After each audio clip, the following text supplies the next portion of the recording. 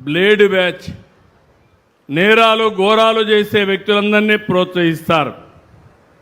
మొన్న మీరు చూడండి, ఒక మాజీ మంత్రి, సమాజానికి హితం చెప్పవలసిన వ్యక్తి కొడుకు యాక్సిడెంట్ చేశాడు.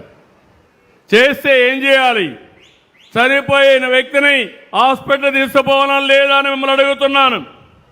బాధ్యత కలిగిన వ్యక్తి అయితే నేరుగా తన హాస్పిటల్ తీసుకెళ్ళి ముందు ట్రీట్మెంట్ ఇప్పించి బతికిచ్చే అవకాశం ఉంటే బతికించాలి. అది చేయలేదు. మాజీ మంత్రి ఇమ్మీడియట్గా వెళ్ళి వాళ్ళ తండ్రి కాబట్టి ఆ కొడుకు కేసు మాఫీ చేయడానికి వేరే వాళ్ళపైన కేసు పెట్టించాడు.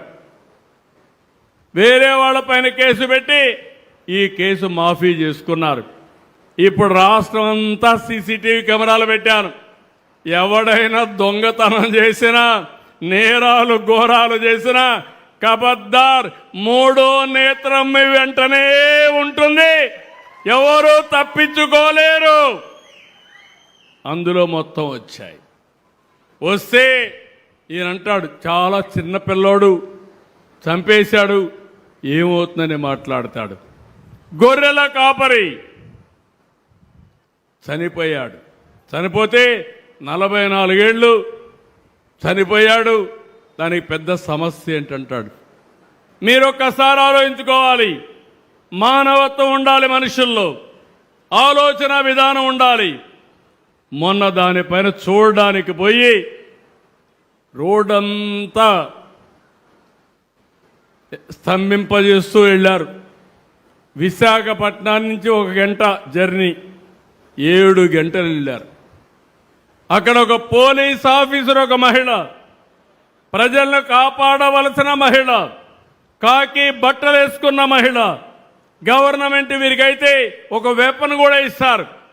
వాళ్ళ ఆత్మరక్షణకే కాకుండా ప్రజల్ని కాపాడడానికి.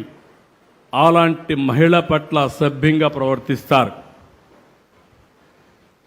మనుషులు మామూలుగానే మహిళని ఎవరన్నా టచ్ చేస్తే మనం అందరం కూడా చాలా కోప్పడతాం. అవునా కాదా అని అడుగుతున్నా. వెకిలి చేష్టలు చేస్తారు, ఇష్టానుసారంగా చేస్తారు. కడానావిడిని మాప్ చేసేసి ఇష్టానుసారంగా అసభ్యంగా ప్రవర్తిస్తే కనీసం కండెం చేసే పరిస్థితి లేకుండా పోయింది. నేను అడుగుతున్నా మిమ్మల్ని, పోలీస్ ఆఫీసర్కి, మహిళా పోలీస్ ఆఫీసర్కే రక్షణ లేకపోతే మీకు రక్షణ ఉంటుందా? మహిళలు మీరే ఆలోచించమని కోరుతున్నా. మీకు రక్షణ కావాలన్నా లేదా అని అడుగుతున్నా. గంజాయి బ్యాచ్ కానీ, రౌడీలు కానీ రెచ్చిపోతే మిమ్మల్ని కాపాడడానికి ఎవరుంటారని అడుగుతున్నా. అందుకే నేను ఒకటే చెప్పాను, ఇది కరెక్ట్ కాదని చాలా వరకు కండెమ్ చేశాం. ఈ 2-3 సంఘటనలు మీకు ఎందుకు చెప్తున్నానంటే ప్రజా చైతన్యం చాలా అవసరం. నిన్న పొగాకు రైతుల మీద ఎక్కడైతే వెస్ట్ గోదావరి జిల్లాకి వెళ్ళారు, ఏలూరు జిల్లాకి వెళ్ళారు. ఏలూరు జిల్లాకి వెళ్తే నాకైతే ఆశ్చర్యం. ఈరోజు మీ అందరికీ అభిమానం ఉంది, వచ్చారు. ఇప్పుడు ఎన్నికలు పెడితే చీరాలలో మొన్నటి కంటే ఎక్కువ మెజారిటీ ఓట్లు ఇవ్వడానికి సిద్ధంగా ఉన్నారు. రాష్ట్రంలో కూడా ఈ పరిస్థితే. ఇలాంటి సమయంలో ఒక పర్యటన పెడతారు. పేరు పొగాకు రైతుల కోసం, చేసేది రౌడీజం. ఎక్కడికక్కడ రప్ప అంటూ రోడ్డు మీదకి వస్తారు. వస్తే పర్వాలేదు, బ్రాందీ షాపుల్లో తాగిస్తారు.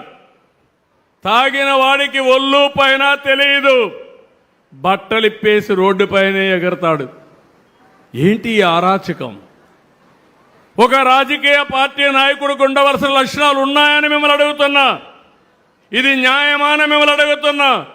ఈ ప్రభుత్వం కానీ చర్యలు తీసుకోకపోతే ఎవరికి రక్షణ ఈ రాష్ట్రంలో ఉంటుందని అడుగుతున్నా. వచ్చిన బ్యాచ్ పోయి టొబాకో ప్లాట్ఫామ్ మీద టొబాకో మొత్తం దొక్కేస్తారు, పొగాకు మొత్తం దొక్కేస్తారు. రైతులు కుయ్యో మొర్రో అంటే పట్టించుకునే పరిస్థితి లేదు. తాగిన వాళ్ళు పోయి ఒక షాప్ మీద పడి ఒక హోటల్ని ధ్వంసం చేస్తారు.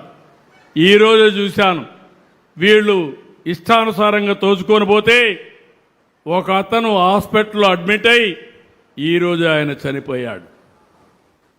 ఎందుకు నేను ఈ విషయాలు చెప్తున్నానంటే, లా అండ్ ఆర్డర్ కాపాడవలసిన రాజకీయ పార్టీలు